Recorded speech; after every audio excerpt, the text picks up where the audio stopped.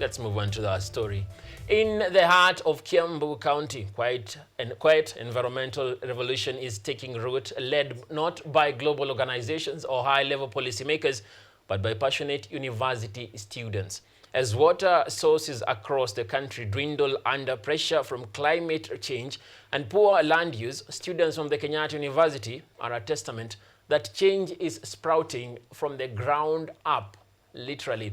Stepping up with a bold homegrown solution, holding a tree planting initiative to breathe life back into Kamiti River, while at the same time inspiring a new generation of climate champions.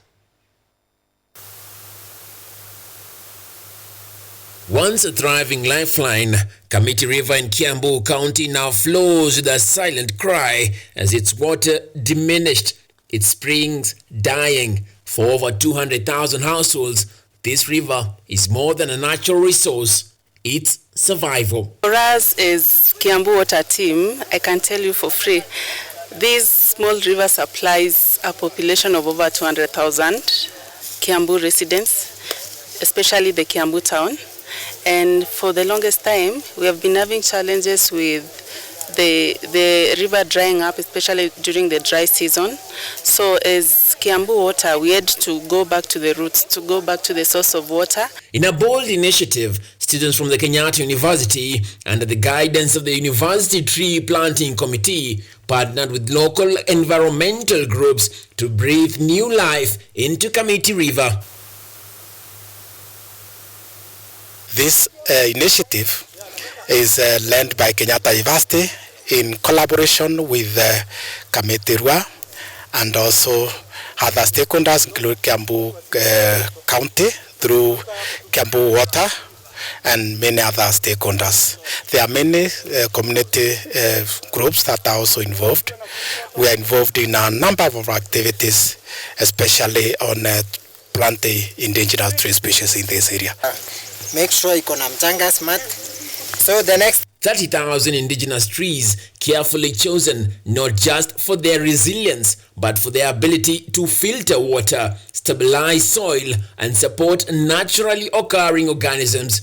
A far cry from the fast-growing eucalyptus that, while popular, have been found to drain groundwater and accelerate riverbank degradation. As you can see from the site where we are, the damage that has been caused by eucalypts within riparian areas. And I think these indigenous tree species can help us mitigate climate issues and also restore our declining water levels within this catchment area. I believe that the indigenous trees play a role of cleaning water, not like the exotic trees. As you can see back on my back there, the exotic trees have been cut because they consume a lot of water. And as you have witnessed today, the community have joined together.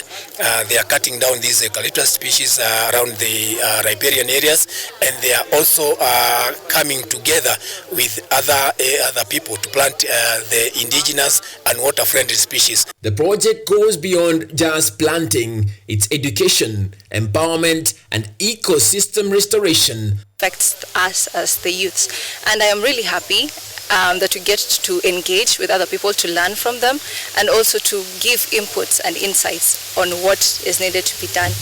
And also what I would just like to say is, at the end of the day, we have only one earth and we have to safeguard it because we don't have like a spare one. Locals are now trained to conserve water, promote sanitation, and cut down invasive species encroaching near critical water points. We are not demonizing the exotic. They should be planted in the higher altitude or in alternative areas, not in the rivers. From despair to renewal, Kamiti's river story is being rewritten by hands that dare to hope and hearts that choose action over apathy. It's not just an activity, it is a commitment to our future, so we must safeguard and take care of our environment. This is our planet and our home.